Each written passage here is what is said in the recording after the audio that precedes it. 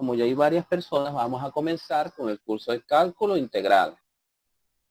El curso de cálculo integral comienza, vamos a abrir aquí una lámina extra aquí. Él comienza con el problema de calcular cuál es el área bajo una curva. Vamos a suponer que yo tengo aquí una curva. Tengo el eje X, tengo el eje Y. Vamos a identificar los ejes, que siempre es bueno identificar los ejes. Y yo voy a tener una curva que ella va a tener unas ciertas características. No es una curva cualquiera por los momentos. A medida que se avance el curso, usted va a saber la integración de cualquier tipo de curva. Y también voy a tratar de decirles cuándo las funciones son, cuándo tienen primitiva y cuándo no. Pero eso es para otra clase. Por los momentos, vamos a darle característica a la curva que voy a colocar aquí.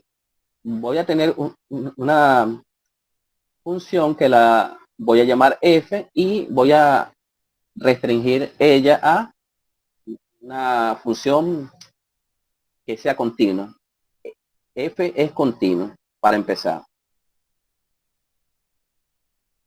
Una función continua es aquella que cumple ciertas propiedades, por lo menos 3 propiedades.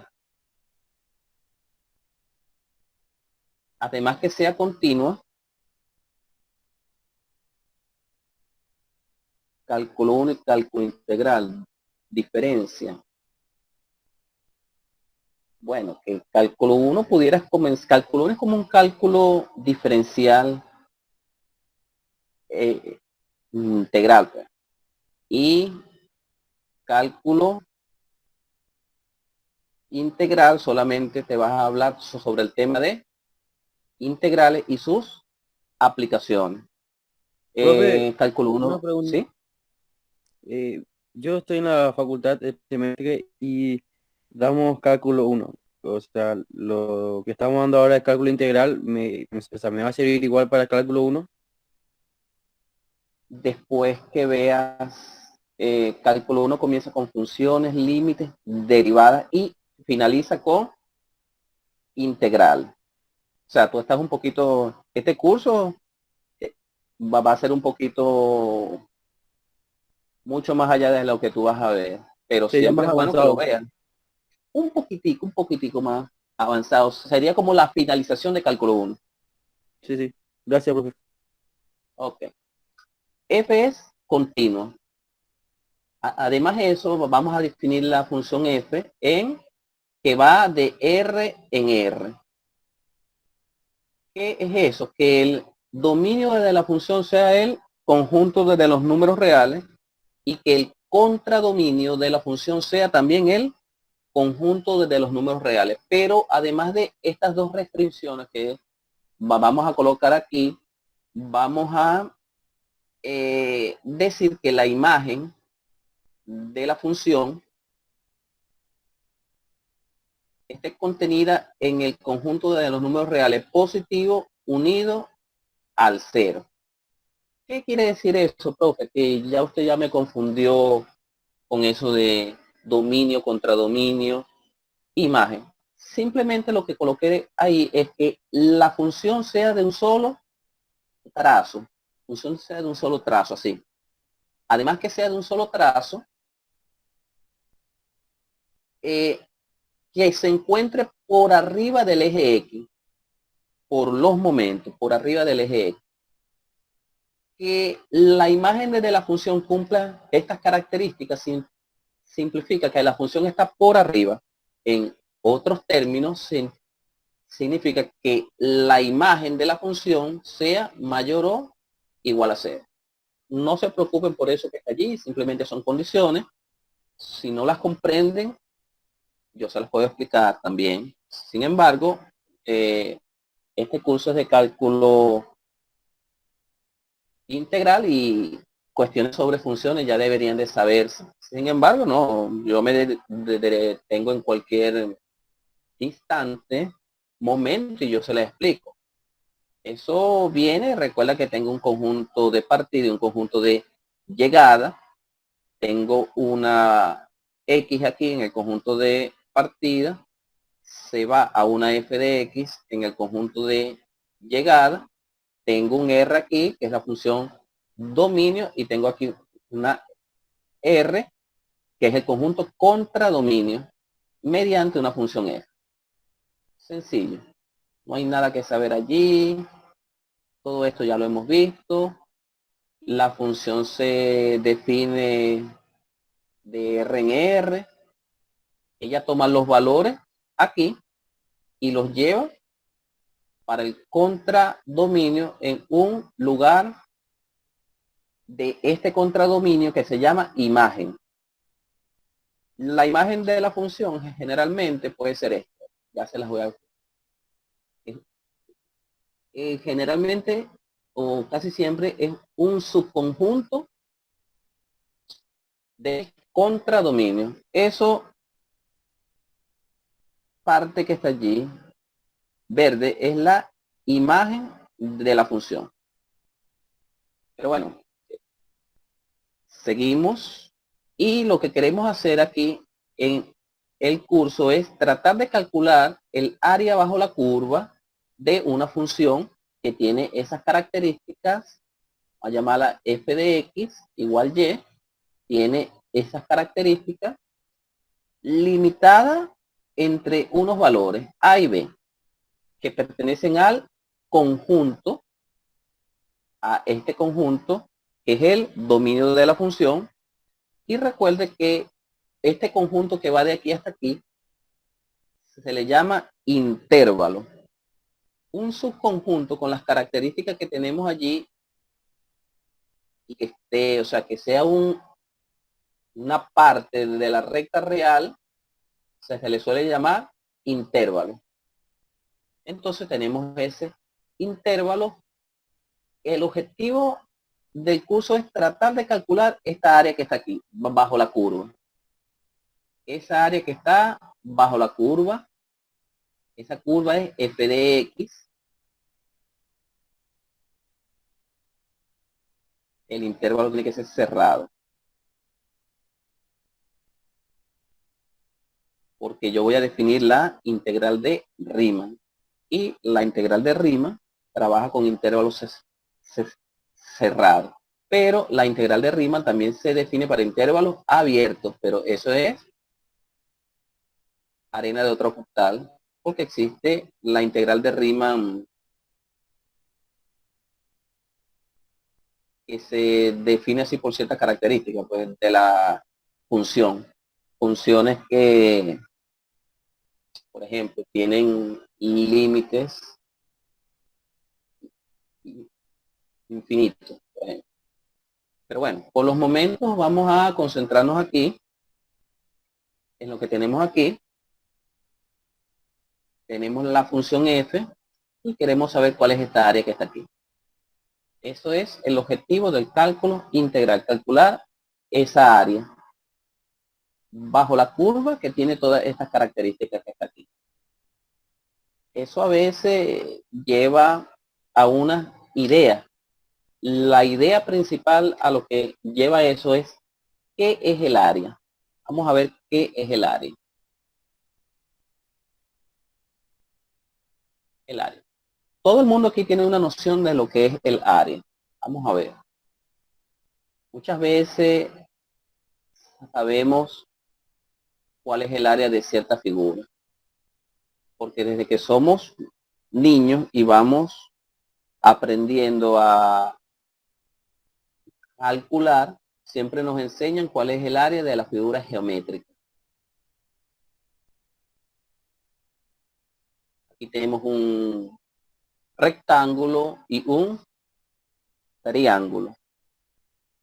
El área del rectángulo, todo el mundo sabe que si conocemos este pedazo que está aquí, que generalmente se le llama B, y este se le llama H, altura ¿Y la B qué es? Base. La base. Entonces, la base por la altura viene siendo el área del rectángulo. No hay nada ahí, no pasa nada, por los momentos todo está bien. El área de este triángulo tenemos que conocer la altura y también tenemos que conocer la base del triángulo. Esta área es la base o la altura, pero dividido por 2. Y así podemos saber muchas áreas, la área de un círculo. Existen figuras también que a veces son cuestiones como así, extrañas, pues.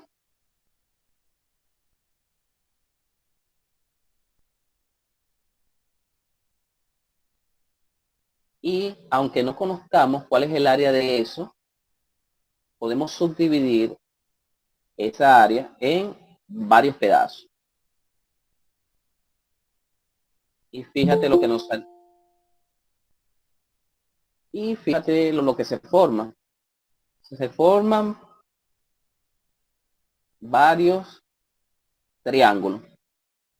Cada triángulo de eso tiene un área que si uno tiene delicadeza pudiera calcularla.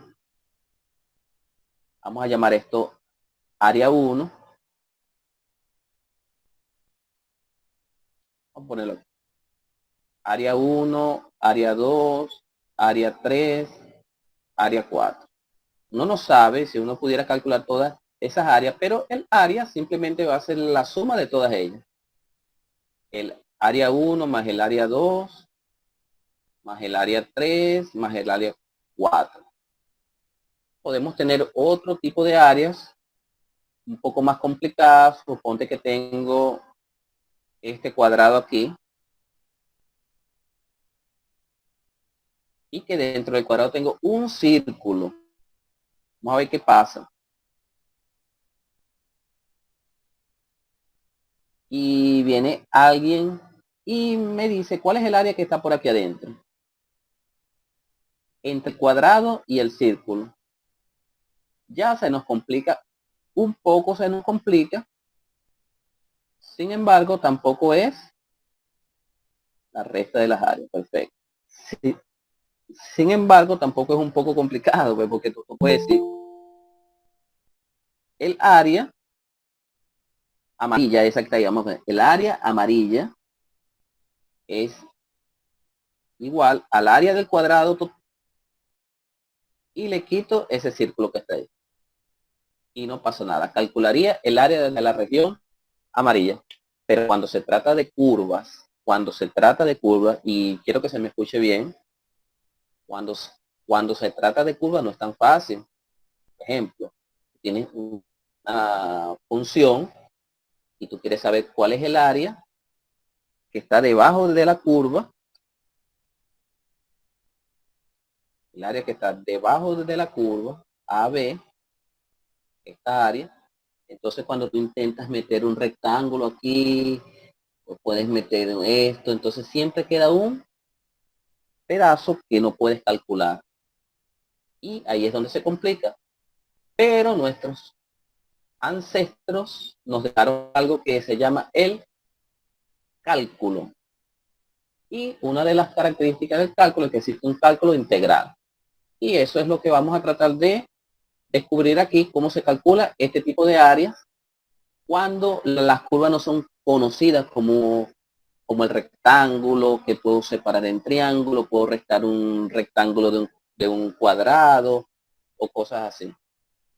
Aquí yo pudiera agarrar este cuadrado y le sumo esta parte del triángulo, pero hasta ahí llego. Cuando llego justamente aquí, ya no voy a poder hacerlo. Entonces, eso es lo que vamos a comprender en este curso y tratar de explicar y que usted me comprenda y que cuando finalice esta clase, ustedes vayan con esos conceptos claros para la próxima semana hacer ejercicio. Esta clase es un poco teórica, sin embargo, la teoría es importantísima para la comprensión de los ejercicios, porque ¿desde qué te vale hacer un poco de ejercicios y no comprender lo que está pasando en realidad? De nada vale. Vamos a ver. Tenemos eso ahí. Primer problema. Un problema de intuición. Vamos a ver cómo pensamos esto. Vamos a ver cómo lo resolvemos. Utilice rectángulos. Fíjate que no me está diciendo que utilice circunferencia, triángulo, no. Diciendo que utilice rectángulo para estimar el área bajo la parábola f de x igual x cuadrado, desde 0 hasta 1, desde este punto 0 hasta este punto 1. Entonces, uno dice rectángulo, perfecto. Y uno tiene que pensar, ¿cómo voy a utilizar los rectángulos? ¿Cómo hago eso? Eso se va a hacer de la siguiente manera. Yo tengo dos formas para hacerlo. Voy a subdividir eso en 4 pedazos, 4 franjas, como se dice. Tengo aquí una franja. Tengo aquí otra franja que quede en el medio de las dos. Y tengo otra franja que quede en el otro medio de las dos. Entonces yo sé que aquí está el 0 y aquí está el 1. Tengo 0 y tengo 1. Lo que quiere decir que como estoy dividiendo la franja, yo sé cuáles son estos valores que van aquí. Como yo lo sé, yo los voy a colocar ya de una vez. Si aquí tengo 0 y aquí tengo 1, ¿quién estará aquí? En el medio, para ver si alguien se anima a decirme.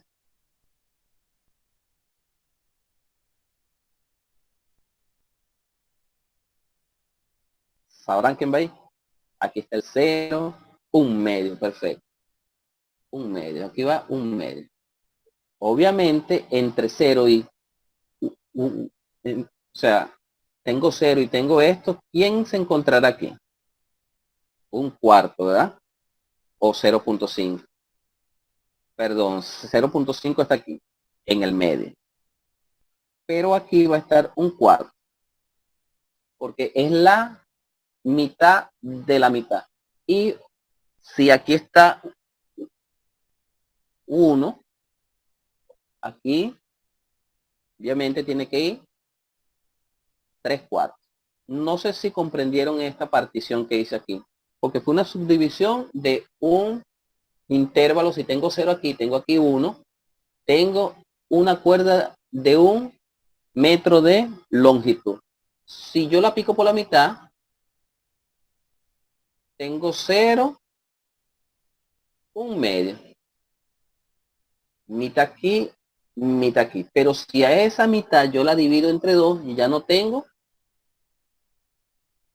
la mitad, sino tengo un cuarto de ella. Y lo que quiere decir que cada sector vale un cuarto más un cuarto más un cuarto, que sería 3 cuartos aquí, más un cuarto que sería 1.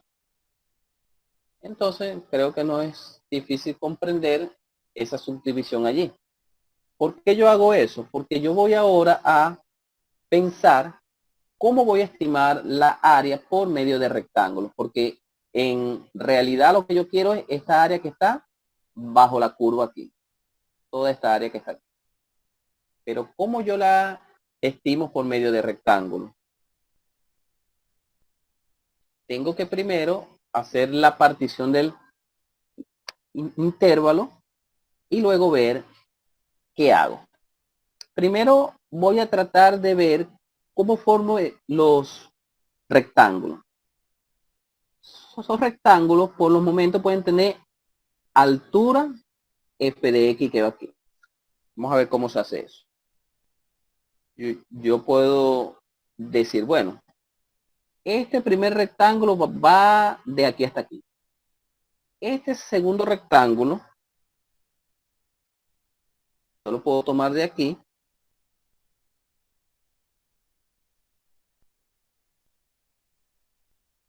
Y lo puedo llevar de aquí hasta aquí.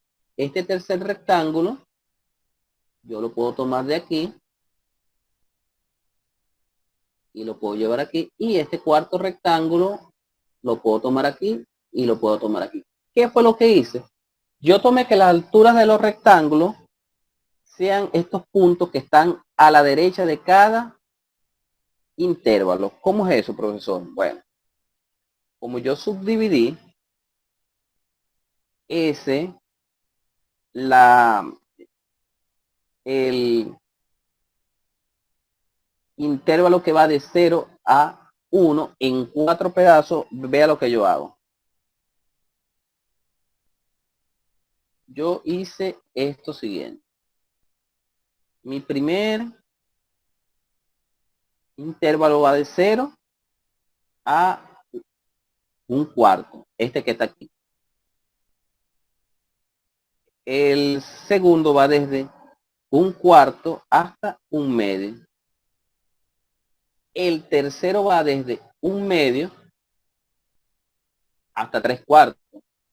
Y el cuarto va desde 3/4 a 1. Eso fue lo que hice yo. Particionar el intervalo. Lo piqué en 4 pedazos. Eso se llama, en las matemáticas, lo particioné. Hice una partición.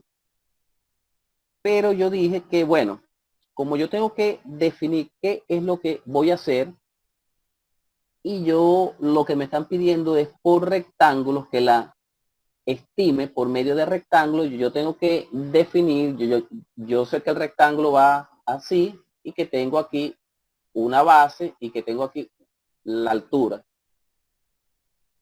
Pero ¿qué es lo que sucede? La altura de cada rectángulo yo la tomé mediante los puntos de la derecha de cada intervalo. Fíjense aquí, ya le explico por qué. Yo formé el rectángulo que tengo allí. Pero fíjese que la altura de él está condicionada a este punto que va aquí. Este rectángulo que va aquí, yo lo formé, pero la altura del rectángulo va condicionada a este punto que va aquí. Este rectángulo, yo lo tomé, pero la altura de él va condicionada a este punto que va aquí. Y así sucesivamente con él. Lo que sé es que tengo 4 rectángulos. Y yo sé que el área de un rectángulo tengo que obtener la base y la altura del rectángulo. Perfecto. Ahora, ¿cómo se obtiene la altura de cada rectángulo? ¿Alguien puede decirme cómo yo obtengo la altura, pues, del rectángulo? De este rectángulo 1, o podemos llamarlo el rectángulo 1, el área 2, el área 3 y el área 4, por ejemplo.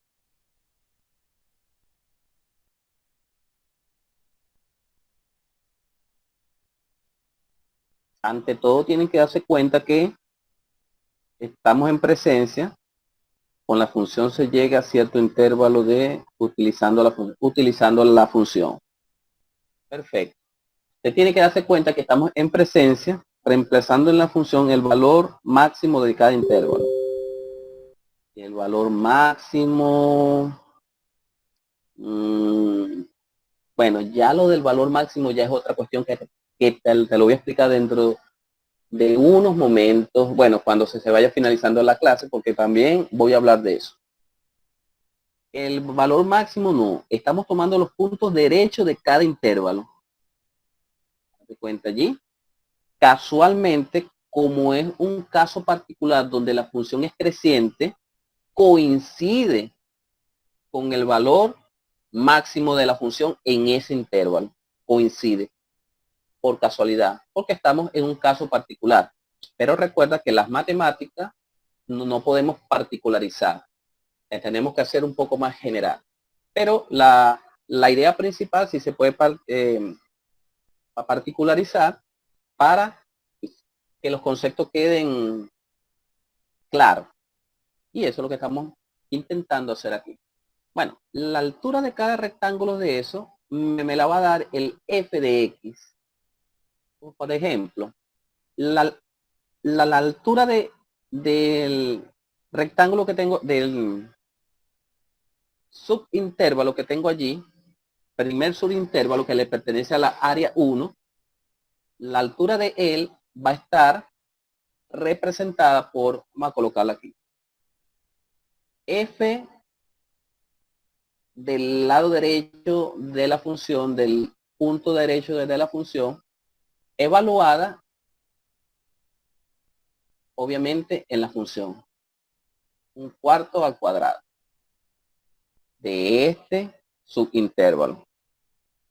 La altura de este subintervalo que estoy sombreando ahí va a estar condicionada por f de 1/2, porque recuerda que estoy colocando los puntos derechos de cada subintervalo para hallar la altura del rectángulo. Entonces esto sería 1/2 al cuadrado. El tercer subintervalo trabaja con el punto derecho, que sería 3/4.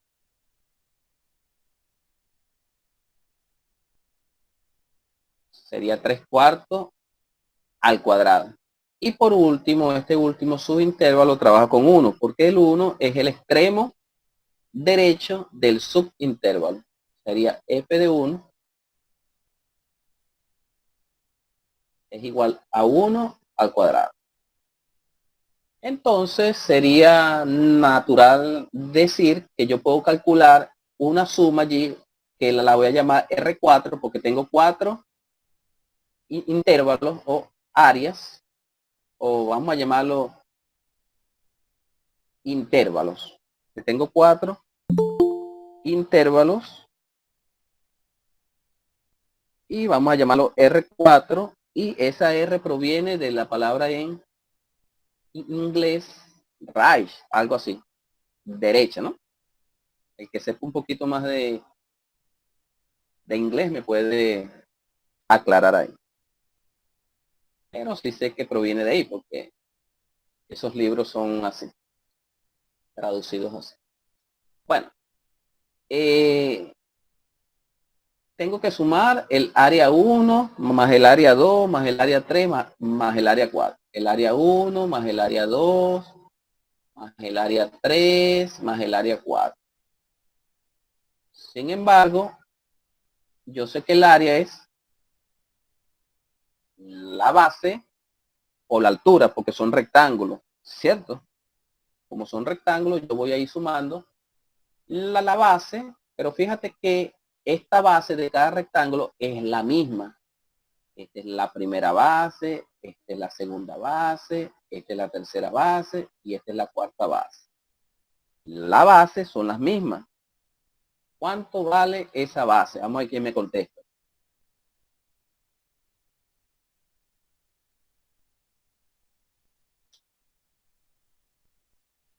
La base 1/4 vale los intervalos. Y la longitud del intervalo va a ser la base de cada rectángulo. Como estoy haciendo una partición equidistante, cada intervalo tiene una base o tiene una longitud de 1/4.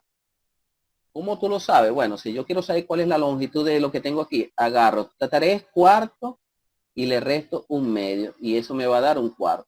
Hagan la prueba y verán.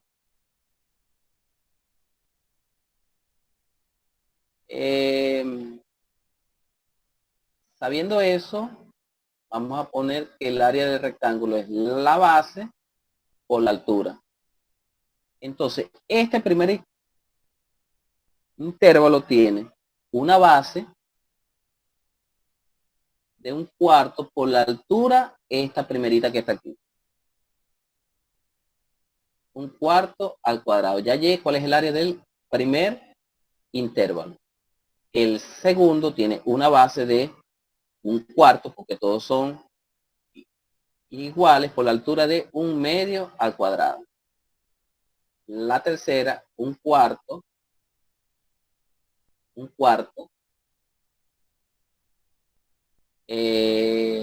por 3/4 al cuadrado, más la cuarta, 1/4 por 1 al cuadrado.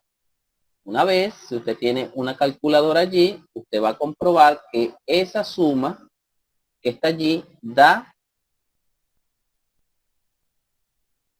15/32 y esto va a ser exactamente igual a 0,4687,5. Entonces, esa área, ¿cómo? Recuerden que el área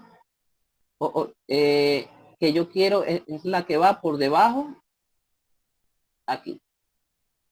¿Cómo será el área que yo acabo de calcular con respecto al área real? La área real es mayor. Perfecto. Obviamente que es mayor porque tengo cuestiones que me sobran por aquí arriba, ¿verdad? Y obviamente es mayor. El área es mayor. Eso quiere decir que el área que lo voy a llamar la A, que es el área real, el área es menor, el área real es más pequeña que R4, que obviamente R4 es 0,46875. Exacto, pero entonces yo acabo de calcular cuál es el área cuando los rectángulos se forman. Escúcheme bien, cuando los rectángulos se forman con el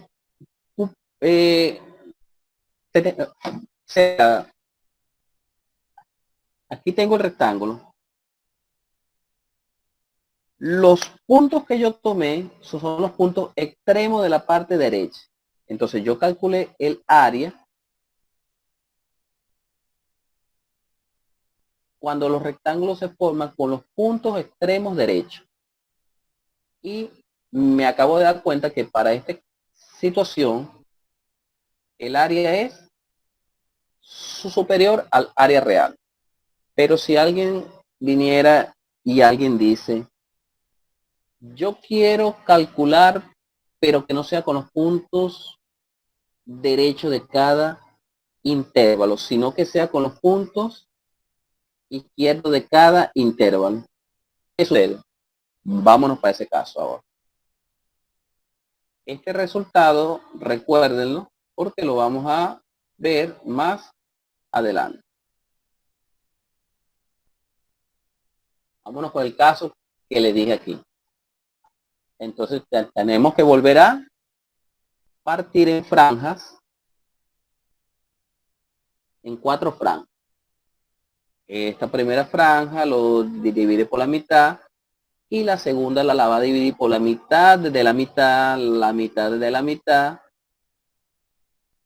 Ya no es secreto para nadie que estos valores va a ser 1/4, 1/2, sería 3/4 y aquí está 1 y aquí está 0. Pero alguien me dice, bueno, pero yo tengo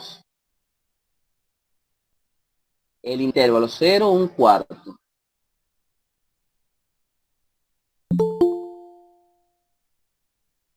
Un cuarto,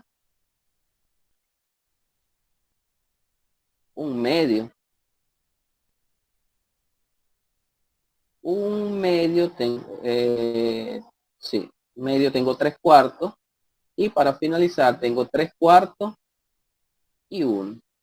Alguien viene y dice, no, yo no quiero que los puntos que usted seleccione sean los puntos extremos de la derecha, sino que sean los puntos extremos desde la izquierda de cada intervalo. O sea, quiero este puntico, este que está aquí,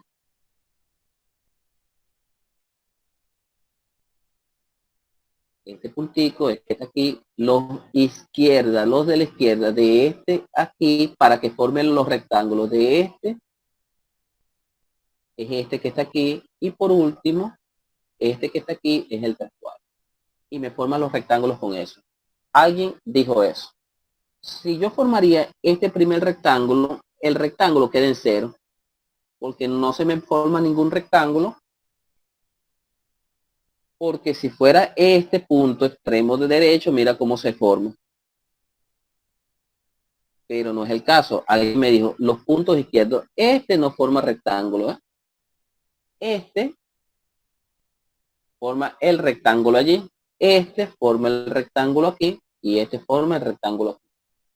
Entonces, si tú te das cuenta, estos son los rectángulos que yo tengo que tomar en consideración a la hora de calcular el área. Alguien me dice cómo es esa área que yo voy a calcular con los rectángulos que tengo que ir respecto a la área real. Vamos a ver quién se anima allí. Menor, obviamente que es menor, porque para completar el área real yo tendría que tener estos extremos aquí, estas cuestiones allí, y está acotada para exactamente. En realidad no tengo eso. El área va a ser menor. Bueno, vamos a ver. El área va a ser menor, pero hay que comprobarlo. Vamos a ver. Esa área la voy a llamarla L4. Esa L proviene del left, una cosa así, que es la palabra en inglés izquierda. Creo que es así. Si está alguien que sepa inglés aquí, que me corrija cómo se dice izquierda. Esa área C, en efecto, esa área tiene que sumar 4 áreas. Un área 1, un área 2, un área 3 y un área 4. Pero para yo obtener la área, o sea, L4, que es la suma de las áreas, tengo que sacar cuáles son las alturas de cada uno de esos intervalos. En el primer, recuerda que la altura se calcula con la función.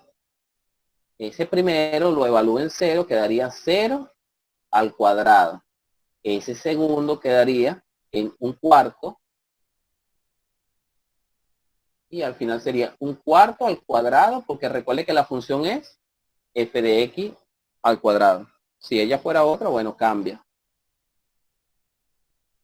Esa tercera tengo que trabajar con 1/2 y sería 1/2 al cuadrado. Y la última se necesita trabajar con el punto 3/4, y como está al cuadrado sería 3/4 al cuadrado. Ya tengo las alturas de cada una de esas, cada uno de esos rectángulos. Entonces vamos a calcular L4, que es la suma. No tengo que preocuparme por la base, porque la base es igual, y recuerde que la base vale 1/4 en esta oportunidad. En esta oportunidad, porque todo cambia. Entonces, fíjese de aquí. Entonces aquí yo tengo lo siguiente. Yo tengo que el primer rectángulo tiene una base de 1/4 por una altura de 0 al cuadrado. Una base por la altura para el primer rectángulo. Para el segundo rectángulo tengo una base, obviamente que las bases siempre va a ser igual por la altura. 1/4 al cuadrado. Para este A2. El A3, que es este que está aquí, tengo una base, que es 1/4, una base por una altura. Para el tercero, la altura es f de x. Aquí la tengo, aquí tengo 1, 2 y 3. 1/2 al cuadrado. Y la cuarta es 1/4, una base de A. por la altura que sería 3/4. Cuando usted suma eso, usted va a obtener como resultado 7/32. Y eso va a ser exactamente igual a 0,21875. Bien, aquí usted va a comprobar fácilmente que el área real va a estar acotada entre dos valores, entre los rectángulos cuyas alturas son los puntos de la derecha de cada intervalo, que para este caso sería 0,46875, y los intervalos cuyas alturas que forman cada rectángulo son los puntos izquierda de la izquierda de cada subintervalo, que para este caso sería 0,21875. Ahora cabe una pregunta que nos vamos a hacer aquí. Yo lo hice con 4 rectángulos, pero si yo aumento el número de rectángulos, ¿qué pasa? ¿Alguien quiere intervenir por ahí para ver, para escuchar sus ideas? ¿Qué pasa si yo aumento el número de rectángulos con el área? ¿Se aproxima más? ¿Se aleja más del área real? ¿Qué pasaría? Vamos a ver.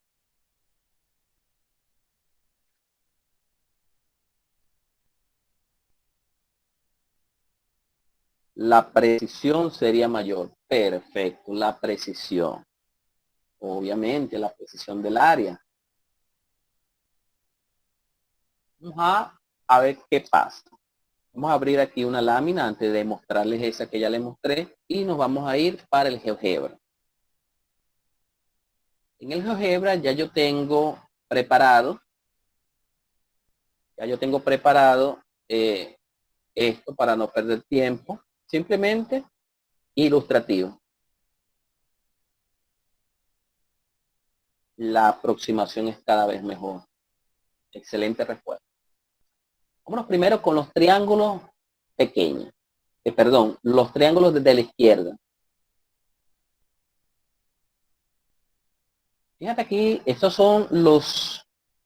Voy a tomar todos los puntos que están por la izquierda de cada subintervalo y voy a ir sumando a ver qué pasa. Aquí tengo un rectángulo. Obviamente, no sé si pueden notar aquí que aquí se va a ir moviendo el área. Lo que pasa que es muy pequeño ahí. El área. De cualquier manera, yo en la edición del vídeo yo lo voy a poner de tal forma que se vea correcto. Si yo muevo esto aquí, que ustedes ven aquí arriba, yo le voy a poniendo el número de intervalos con 2 intervalos. Mira cómo pasa. Si muevo con 3 intervalos, con 4 intervalos, que era lo que yo hice. Fíjate que el valor sería 0,21875, que justamente fue lo que me dio. Pero si yo le aumento los intervalos, 5 intervalos, 0,24 ahora. 6 intervalos, 0,25. Y así va. Vamos a suponer que yo le coloque 10 intervalos. Mira cómo quedó. La precisión cada vez es menor. Ustedes se van dando cuenta que cada vez que yo particiono el intervalo original, que es el que va entre 0 y 1, esa aproximación es por la izquierda. Sí, es la aproximación cuyos puntos son los puntos extremos izquierdos de cada subintervalo. Y aproximo más,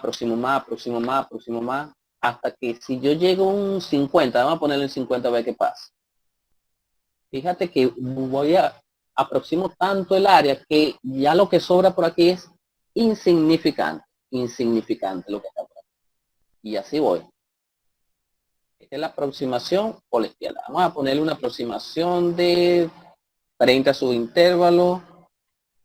Me voy para allá. Vamos a ver. Me voy para acá y la voy a tomar aquí para después tenerlas todas en un solo.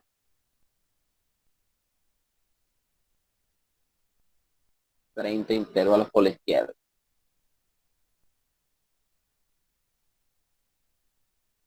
Me quedo aquí. Ahora nos volvemos a ir para el GeoGebra y vamos a hacer, bueno, para los que no conozcan GeoGebra es un programa donde puedo hacer este tipo de animaciones, de cálculo, él calcula muchas cosas, integrales, de derivadas, funciones, programa muy bueno. En cualquier momento me animo a dar un curso de que sea pequeño de introducción, porque esto es muy amplio. Sin embargo, para cualquier cosa sería bueno para aquella persona que quiera realmente aprender. Vamos a ver aquí, ahora nos vamos a ir.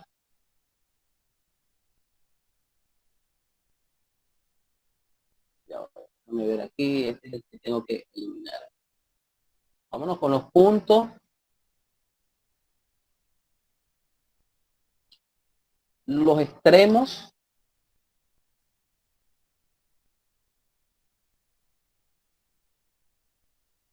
de la derecha. Yo estoy ahí con 3 intervalos, con 4 intervalos, que fue lo que yo hice. Este fue el que yo hice. 1, 2, 3, 4, 5, 6, 7. Fíjate cómo el área, ve, aunque por los momentos es superior, esta es el área con los puntos extremos de la derecha de cada subintervalo.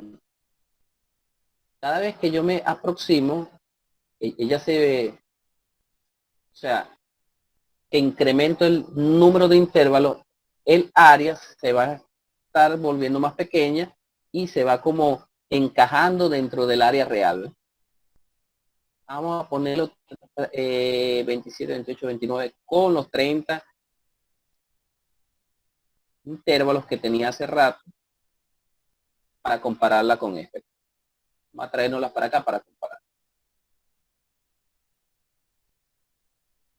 Bueno, ya tenemos algo para comparar aquí. Con los 30 intervalos tanto por la derecha como por la izquierda. Ahí se puede notar claramente que con los 30 intervalos el área por la izquierda sería 0,31, 68, 5. Y por los puntos extremos por la derecha 0,35, 0,19. Eso quiere decir que el área real está contenida entre ellos dos. O sea, que el área está contenida aquí entre 0,31 y entre 0,35. ¿Cuál será? Vamos a aproximar más esos valores. Sin embargo, ya tengo aquí ya una tabla para no estar haciéndolo así manualmente, sino para que ustedes vean de comparación. ¿Qué sucede si aumentamos el número de rectángulos? 10 rectángulos.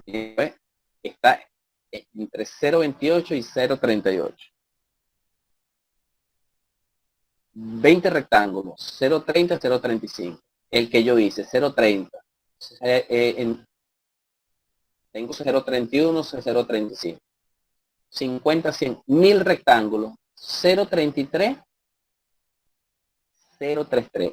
Obviamente, no puedo hacerlo ni para 10 rectángulos porque sería muy pesado el cálculo, pero ya las computadoras hoy en día, los software, la programación ya pueden hacer eso fácilmente para millones de rectángulos. Sin embargo, eso no es una demostración de cuál es el área real. Todo lo que haga una computadora no es una demostración. La demostración se hace con las matemáticas. Lo que hace una computadora son cálculos aproximados, como lo hizo él. Eso quiere decir fíjate que el área ahora se encuentra entre 0,3328 y 0,3338. Entonces cabe una pregunta que no va a poder ser la computadora. ¿Qué pasa si el número de rectángulo es infinito? Eso no lo va a poder hacer una computadora. Pero la humanidad puede programar la computadora para que lo haga. Vamos a ver qué pasa aquí. Ahora vamos a tratar de hacer una pequeña demostración aquí. Vamos a ver cuál es el ejemplo. Dice, para la región S del ejemplo 1 del que hicimos, demuestre que la suma de las áreas de los rectángulos de aproximaciones superiores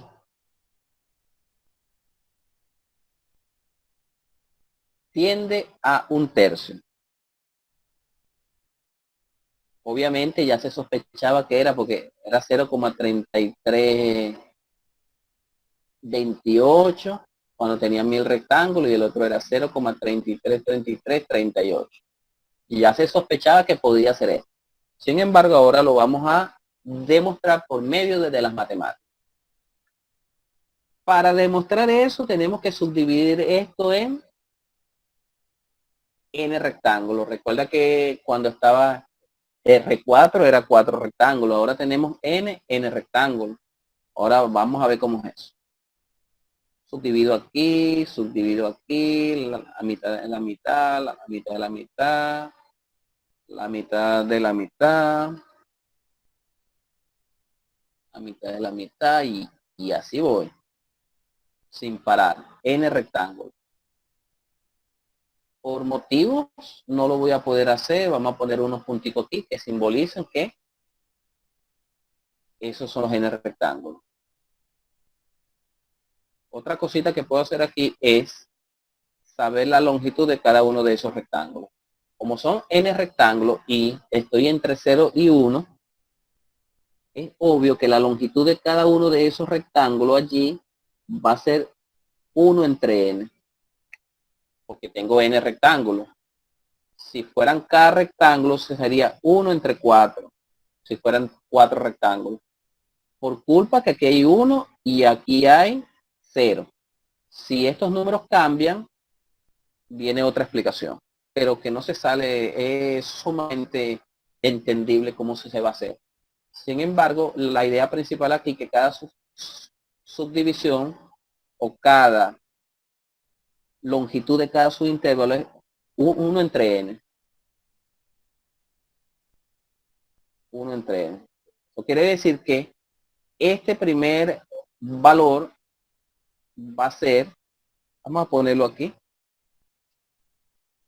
la longitud va a ser 1 entre n, la longitud. Vamos a ponerla aquí. 1 entre n es la base de cada rectángulo. Pero este valorcito aquí sería 1 entre n, este sería 2 entre n, este sería 3 entre n, obviamente, porque tú tienes que la longitud de cada intervalo es o sea, una base de 1 entre n, y cada uno de los puntos tiene que irle sumando 1 entre n. Este segundo punto sería 2 entre n. Si al 2 entre n le sumas 1 entre n, sería 3 sobre n, el otro punto. Y si el otro punto, 3 sobre n, le sumas la longitud, que sería 1 entre n, va quedando 4 entre n, y así sucesivamente. Hasta que llegue hasta el último punto, que es n menos 1 entre n más 1 entre n, que al final sería n entre n. Este punto que está aquí, que es 1, se le va a llamar n entre n. Ese puntico que está aquí antes, se le va a llamar n menos 1 entre n, que que resulta ser el anterior de él. Bueno, así vamos. Ya que sabemos eso, vamos,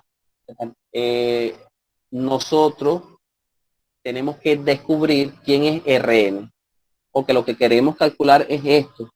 ¿Cuál es el límite de Rn de la suma cuyas alturas de los rectángulos son los puntos extremos derechos? Eso es lo que queremos saber. ¿Cuál es la suma de todos esos rectángulos cuando el número de intervalos tiende a infinito? Por aquí van a aparecer algunas nociones de la matemática que de repente sea un poco fuerte para algunos. Sin embargo, no tenga miedo, que en todo el curso de cálculo no es así. El curso de cálculo es bien fácil. Quizá lo que estoy haciendo sea una de las partes más difíciles del curso, por los momentos. De aquí a las próximas clases va a ser sumamente fácil porque va a ser las técnicas de integración, lo que realmente las personas quieren aprender para mejorar su cálculo. Y después que sepan las técnicas, vienen las aplicaciones del cálculo integral.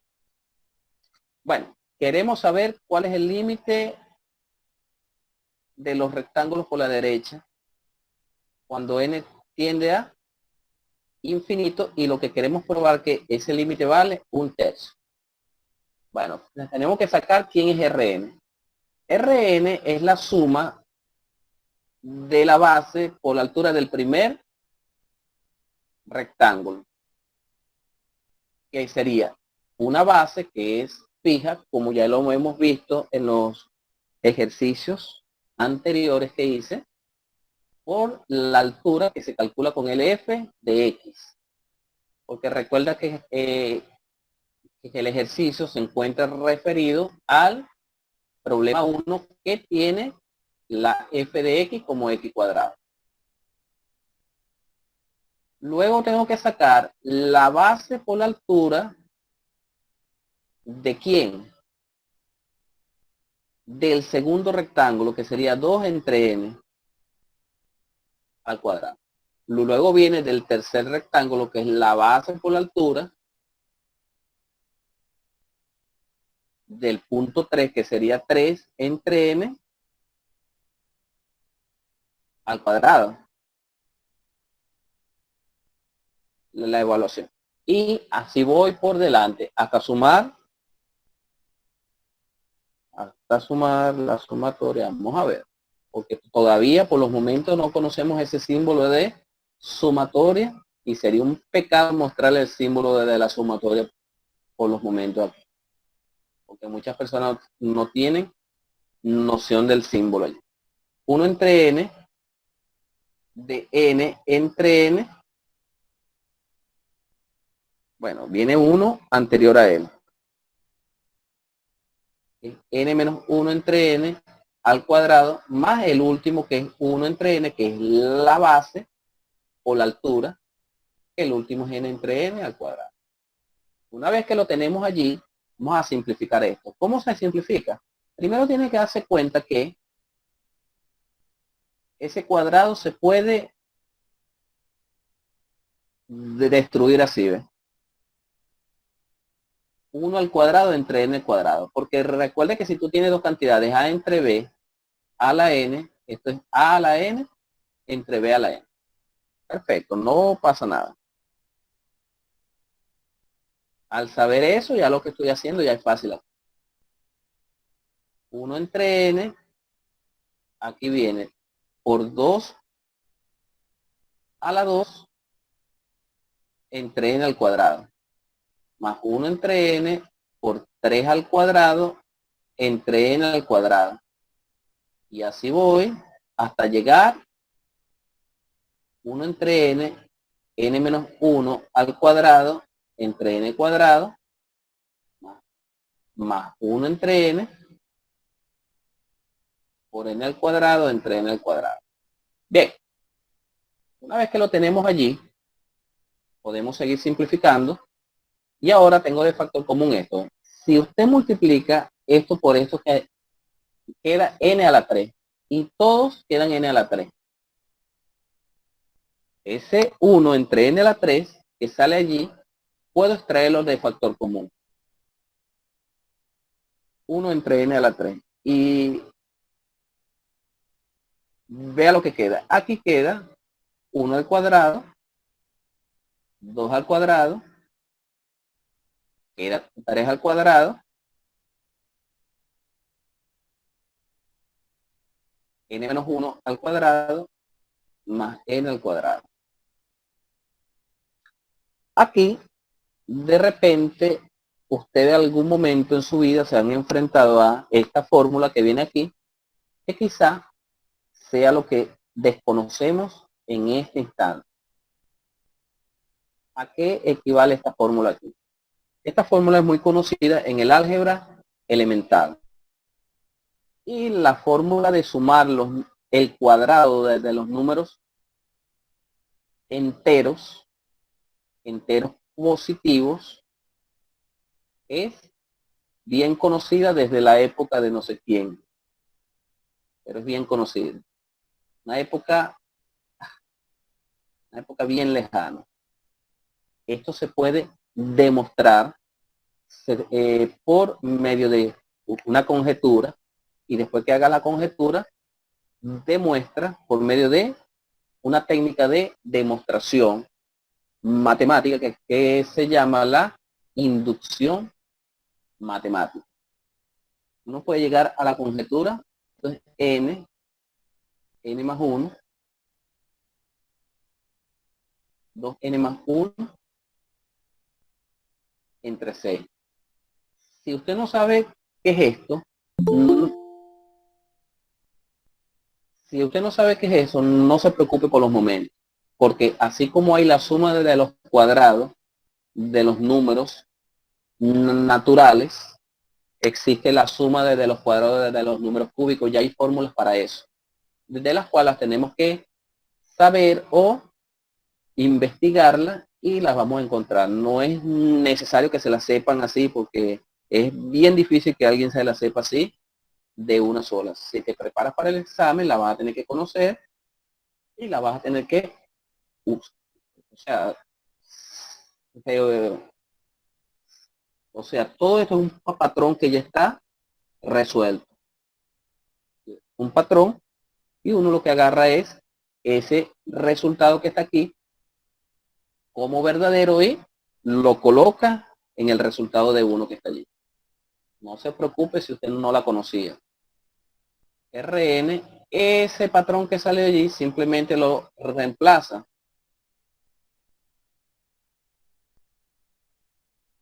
n más 1, 2n más 1 entre 6. Ahora viene la simplificación. Este 3 con esta n queda por 2. Sí, las clases quedan grabadas. N cuadrado. Yo le paso el link después que la tenga grabada y la edito.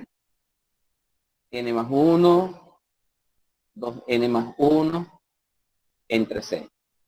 Ahora voy a colocar este 6 aquí adelante. Y ese 2 lo voy a distribuir aquí abajo, tanto para la primera expresión como para la segunda. ¿Por qué usted está haciendo eso, profesor? Porque yo voy a tener que calcular un límite cuando los rectángulos tienden a infinito. N entre n. Si usted sabe calcular ese límite de cualquier manera, no hay problema. Usted lo calcula a su forma. Yo lo voy a hacer así porque esa fue la idea que se me vino a la mente y la que estudié, pues, técnicamente. Existen otras técnicas, que es que usted distribuye aquí ese producto que está ahí arriba y luego divide y eso. Entonces tengo que Rn es igual a un sexto ese señor se puede factorizar o se puede simplificar distribuyendo la n aquí. Y este que está aquí abajo de la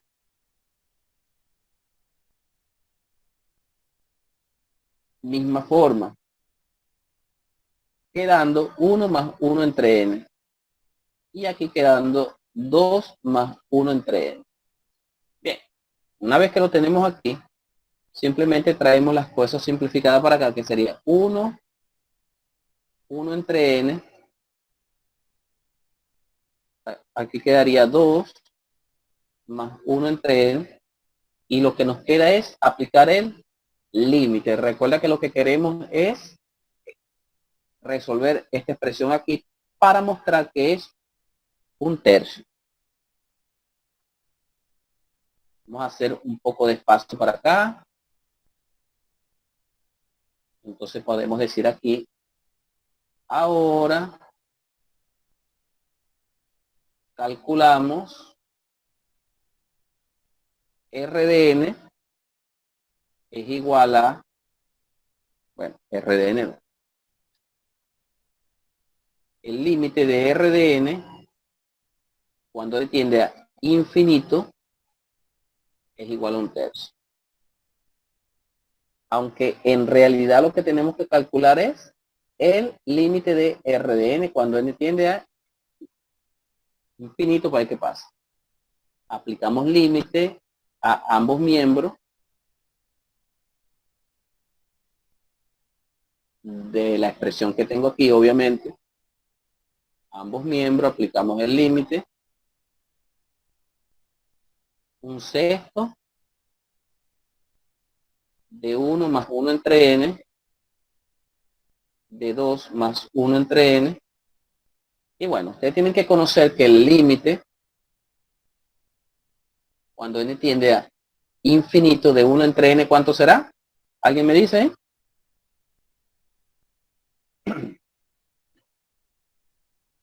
Es 0, perfecto. Ese límite es 0. Es un límite fundamental. Esos límites que uno lo tiene que conocer de inmediato. Este límite de un sexto, ¿verdad? Un sexto porque es el límite de una constante, lo que está dentro de los paréntesis, tira 1. Este señor da 0. Este señor es 2 porque el límite de una constante es la constante y este da 0. Obviamente aquí sería 2 por 1, sería 2 sextos. Y al final de todo, simplificando un tercio. Que era lo que queríamos demostrar allí. Que cuando calculábamos ese límite da un tercio. Una vez que llegamos allí, todavía no hemos definido, hemos hecho solo para casos particulares. ¿Qué es un caso particular? Bueno, trabajando expresiones con una simple función. F de x es x cuadrado. Pero ¿y si te ponen una función seno?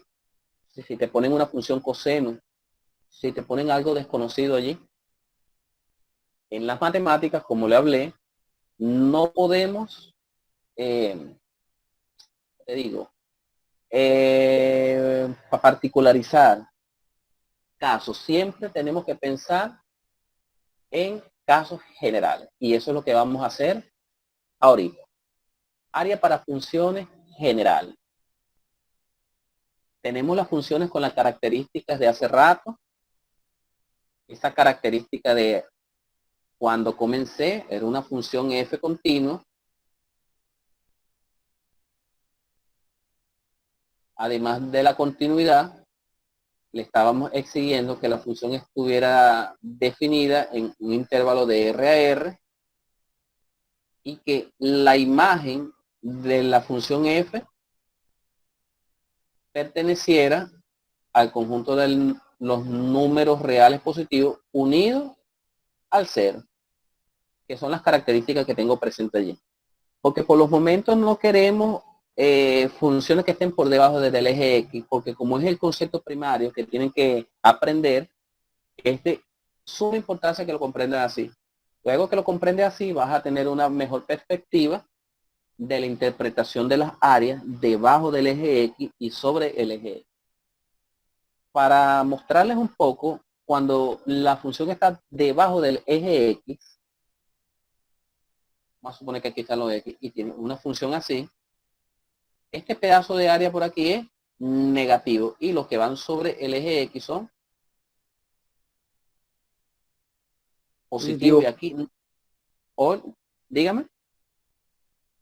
Lo que van arriba son positivos y abajo son negativos. Perfecto, sí. De lo Y cual es otra cosa, infiel. ujú, claro, y por ahí es la interpretación desde lo que es el área. Y cuando alguien le pregunte, hay áreas negativas, positivas, eso lo vamos a ir aclarando durante el curso. El área de negativa no es que exista un área negativa, simplemente la interpretación es que está por debajo del eje X. Y algo que no le he hablado, pero por supuesto que lo vamos a saber aquí, el curso es como el sentido en física, sí. El sentido físico del área de una función también depende si el móvil se regresa, si avanza y eso. De cualquier manera, en la aplicación existen funciones para que tú le calcules cuál es la velocidad del móvil, aceleración y todo eso. Y ahí vamos a ver un poco mejor esas interpretaciones. Porque existe algo que se llama recorrido y desplazamiento. El recorrido es algo y el desplazamiento es otra cosa. Son cosas muy distintas y tiene que ver con estos conceptos físicos que están, lo que usted está diciendo del concepto de las interpretaciones positivas y negativas desde las áreas. Bueno, entonces, por los momentos vamos con esta característica de esta función con estas características y es lo que tenemos aquí.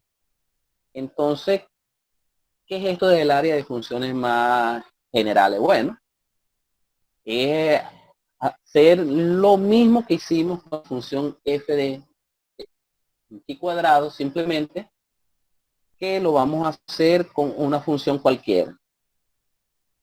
Entonces vamos a darle nombre a cada una de estas cositas que están por aquí abajo, aunque ya los tiene, mira, ve. Dividimos el área en franja. Cada franja que tenemos aquí nos va a dar lo que se llama la partición del intervalo. Recuerda que el intervalo ahora aquí es AB, intervalo cerrado, porque esto se llama la integral de Riemann. Lo que pasa es que todavía no quiero hablarle así aún, porque como estamos introduciendo y eso, algunos conceptos se tienen que introducir así lo más sencillo posible para que se comprenda mejor. La integral de Riemann siempre es válida sobre los intervalos cerrados. Y los intervalos cerrados y acotados como estos se le llama intervalo compacto.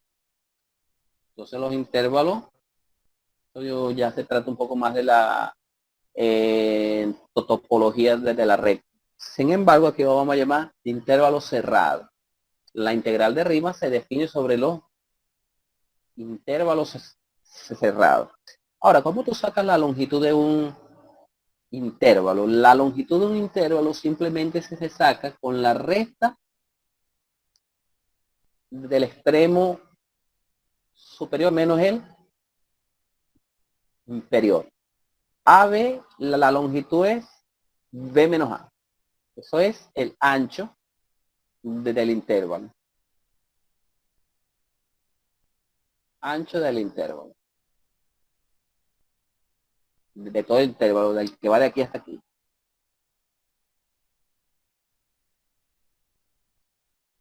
La partición está clara ahí. La partición es x sub 0, x sub 1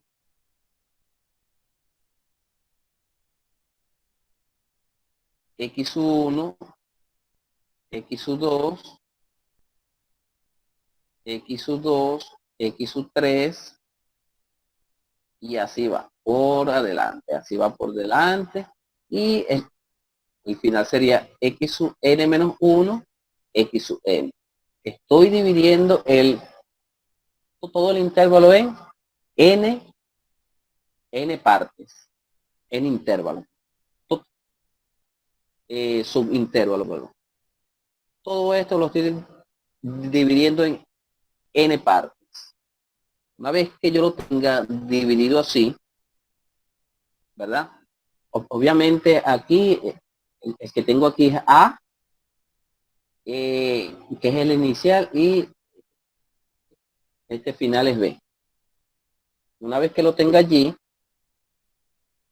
vamos a ver cómo se calculan estos valorcitos.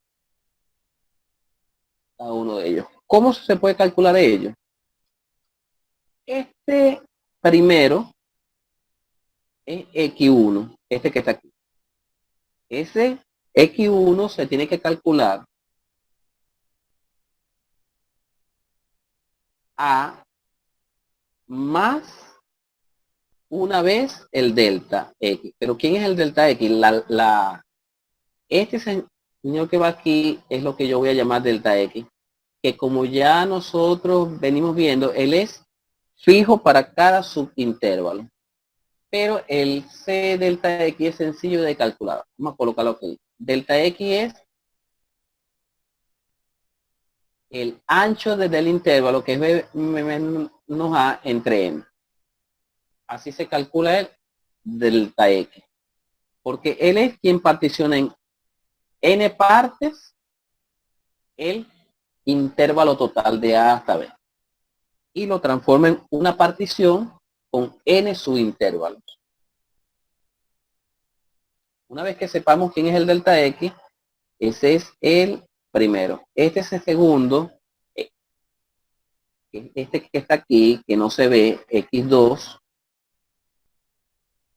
se calcula ese mismo A, pero dos veces el delta X. ¿Por qué dos veces? Porque si yo estoy aquí, tengo que agarrar A y le tengo que sumar una vez el delta X y dos veces el delta X.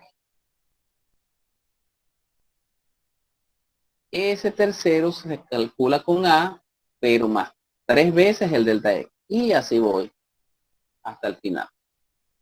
Los que yo quiera hacer, calculan así. Y uno puede ver algo aquí, que se puede ver algo aquí fácilmente, que yo voy a poder calcular. ¿A quién yo voy a poder calcular aquí? El R de N. Obviamente, antes que se me olvide, porque no se los dije, estoy usando, particionando esto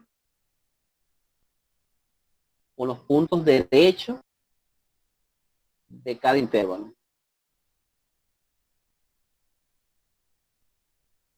Los puntos derechos o los puntos a la derecha de cada subintervalo. Los puntos derechos fueron los que me limitaron los rectángulos aquí. Estamos. Los puntos de la derecha, porque yo comencé con los puntos de la derecha, por eso es que estoy comenzando con el X1. Porque si no, tendré que comenzar con el X0 si son con los de la izquierda. Obviamente, como es un área cualquiera, los puntos derechos, y como es una curva, que aquí sí tiene curvas que la función es decreciente en ciertos intervalos y crece en ciertos subintervalos, aquí sí se ve que hay una simetría, que algunos rectángulos quedan por arriba de la función y otros quedan por debajo de ella. Pero lo que ustedes tienen que estar claro allí es que cada subintervalo, de cada subintervalo, estoy tomando los puntos derechos de cada subintervalo. Y ese RDN, que la R significa raíz, que son los puntos a la derecha, base calculado, la altura por la base, que es lo mismo desde la base por la altura. Lo que pasa que, como lo voy a poner en función de f de x, primero es preferible colocar la altura por la base. Como el producto es conmutativo, no voy a tener ningún problema. Este primer puntico, F1, es la altura del primer rectángulo por la base, que es delta X. Esto es la base, recuerde que esto es la base. Es la subdivisión de cada intervalo, eso se forma la base, que es la longitud que tengo aquí, de cada subintervalo, más f de x2 por delta x, que es la suma del segundo rectángulo, más, así voy por delante, sumo la suma del último rectángulo, que es el f x sub n, que si yo sigo esto aquí, que queda xn es igual a más n por delta x, el f de x sub n por delta x. Y tengo la fórmula para calcular la suma de los n rectángulos de una función general. Obviamente, hice la demostración de que cada subintervalo estoy tomando los puntos de la derecha de cada subintervalo. Tengo esa formulita ahí. Ahora, la pregunta B es, ¿qué pasa si n tiende a infinito? ¿Qué pasa si el n tiende a infinito en esta fórmula? Es lo que tenemos que saber. Tenemos que recurrir a la noción de límite, obviamente, para responder esa pregunta. Esta es una fórmula que yo lo quisiera calcular así. Pero si alguien me dice infinito rectángulo, ¿qué pasa? Tenemos que recorrer a la noción de límite para hallar la precisión del área bajo la curva. Porque el área debajo de la curva se aproxima cuando ese número de rectángulos es infinito. Bueno, para la próxima lámina para ver unas definiciones formales. En las definiciones tenemos el área, definición de área bajo una curva. Leemos ahí. Definición 2. El área A de la región S que se encuentra bajo la gráfica de la función continua f es el límite de la suma de las áreas de los rectángulos de aproximación. Esta primera fórmula proviene de simplemente tomar el límite en ambos miembros de esta expresión que tengo aquí, tanto por la izquierda como por la derecha. Usted toma límite y usted va a calcular el área S de esa función que está aquí. Usted tomó el límite y ella es válida para los rectángulos que están por la derecha. Vamos a poner aquí, vamos a ponerle aquí, sí.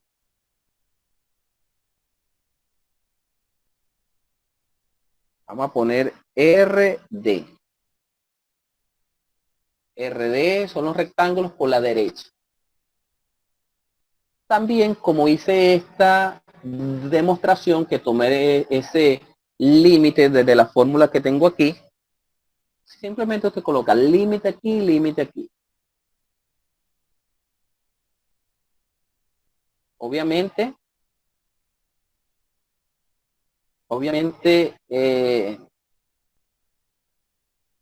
aquí usted tiene que tratar que esta norma, que la norma de este delta tiende a cero. Si el delta tiende a cero, o bueno, no, aquí se trata de rectángulo, estoy hablando de otra definición. No me haga caso ahí. Si simplemente usted tiene que tratar que el número de rectángulos se haga grande, pues, infinito. Luego que se haga así, tan grande como se quiera, infinito, infinito, aplicamos límite y obviamente obtenemos el área. Así como yo demostré esta fórmula para los casos de los puntos de la derecha de los subintervalos de la partición, también se puede demostrar esto para los rectángulos cuando los puntos están por la izquierda. Izquierda. A poner aquí por derecha. Derecha, vamos a poner simplemente derecha.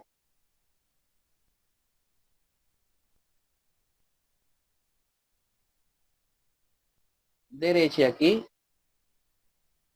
izquierda. Una vez que lo tengo allí, esas fórmulas nos van a ayudar a la resolución de los ejercicios cuando el profesor le pregunte, bueno, quiero que me agarren una partición del intervalo de tanto y que me tomen los puntos de la derecha. Ustedes ya saben, tengo que usar esto. Que me tomen los puntos desde la izquierda. Tengo que tomar eso. Sin embargo, eso no acaba aquí. Obviamente que para la próxima clase voy a hacer ejercicios que tengan que ver con esto. Pero esto no acaba aquí. Porque esta forma de tomar la altura de los rectángulos, bien sea por la derecha, de los puntos por la derecha o los puntos por la izquierda, no es única. Existen, por lo menos existen dos formas más de tomar los puntos. Vamos a ver cuáles son. Otras formas de calcular el área bajo la curva. La misma idea. La misma idea. Usted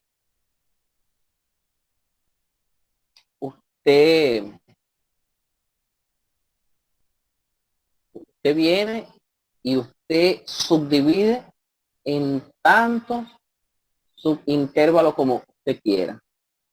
Para este caso lo hicimos en n intervalos. El delta x siempre es b menos a entre n para la cantidad de subintervalos que quiera. N intervalos, usted quiere n intervalos, se hace así.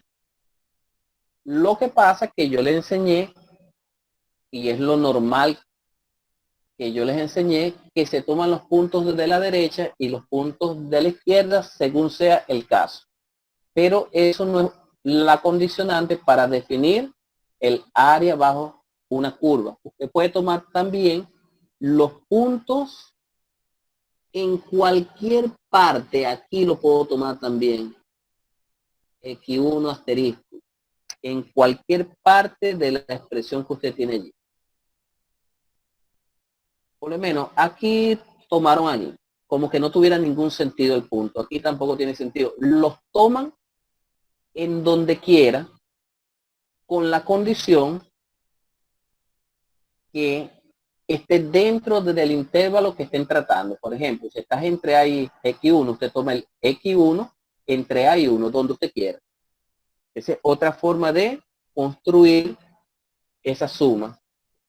Este tipo de sumas que se construyen así, se le llama suma de Riemann. Por lo menos, estos punticos que ustedes ven aquí se llaman puntos de demuestra. Puntos de muestra. Y los puntos de muestras, usted lo toma donde usted quiera. Aleatoriamente, pero que estén contenidos dentro del intervalo, dentro del subintervalo. Si tú tienes el subintervalo 1, el punto X1 tiene que estar aquí, donde usted quiera. Esa es otra forma. Y se construye y ve cómo queda la fórmula. ¿Ves? Fórmula queda idéntica. Lo único que la altura de los rectángulos tú la vas tomando donde tú quieras. ya no te exige los puntos derechos de cada subintervalo, los puntos de la izquierda, nada de eso. Y existe otra forma también que lo hace con las sumas superiores e inferiores, que fue lo que una persona, un muchacho aquí me dijo cuando se inició la clase. No, se toman los puntos superiores e inferiores. Esto de suma superior y la inferior de cada subintervalo tiene que ver con el punto máximo y con el punto mínimo relativo de cada subintervalo. Ve, por ejemplo, aquí tienes dos rectángulos. Uno que gobierna, estos que están aquí, que se le suele llamar la suma inferior, porque ellos van a tomar el punto menor del gráfico. Vamos a suponer que tú tengas aquí y tienes una curva así y tú tienes un subintervalo aquí.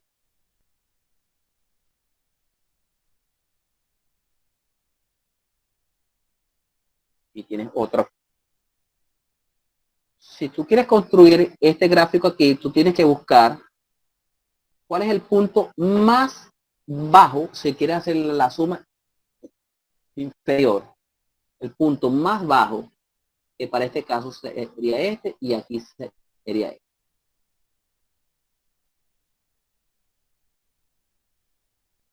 Pero si quieres saber la suma superior, tienes que buscar cuál es el punto máximo. Completas aquí. El punto máximo, y el punto máximo aquí sería este que está aquí. Es lo que está pasando aquí, el punto máximo aquí y el punto mínimo aquí. Con el punto mínimo construyo los intervalos inferiores. Aquí es donde queda el punto mínimo. Construyo los intervalos, los rectángulos. De aquí a aquí, ¿cuál es el punto mínimo? Ese es el punto mínimo allí. Se utilizaría máximo y mínimo, sí. Pero este es teórico simplemente. Pero se puede. Y se demuestra y tiene que consultar el teorema de valor medio para encontrarlos y eso. Que garantiza la existencia dentro de un intervalo cerrado, la existencia de máximos y mínimos. Y bueno, estas son unas formas más difíciles, más complejas. Sí. Entonces, oye, entonces hay un poco de suma, pero todas son sumas de Riemann, porque Riemann fue el que comenzó con eso. Riemann fue un matemático brillante que vivió en 1800 y pico. Y bueno, bueno, por los momentos, con lo que estamos aquí, finalizamos la clase por el día de hoy. Y bueno, los espero la próxima clase. Y yo les voy a mandar una actividad así sencillita, un solo, para que ustedes calculen una suma por la derecha. Ah, bueno. Para que ustedes calculen la suma de Riemann, así lo que hicimos hoy. Algo sencillito para que practiquen ahí. Y bueno, me gustaría que los que no están inscritos en el canal se inscriban. Y así me ayudan bastante. Cuando yo suba la clase la pueden ver. Yo creo que la puedo subir el día lunes. Muchas gracias por difundir. Si lo va a difundir, muchísimas gracias. Yo voy a llevarlo porque yo los quiero llevar como que fuera una clase así que ustedes están realmente aprendiendo, porque la idea es aprender. Y ya las próximas clases ya son un poco más de calcular, de cálculo. ¿Sí? Sí, sin embargo, siempre es bueno saber este tipo de cosas de la teoría. Bueno, muchísimas gracias por su atención. Un saludo y nos vemos el próximo sábado. Chao, profe, muchas gracias por la clase. Nos vemos. Chao, profe, muchas gracias por la clase. Un abrazo para Chao, vos. chao. Chaito.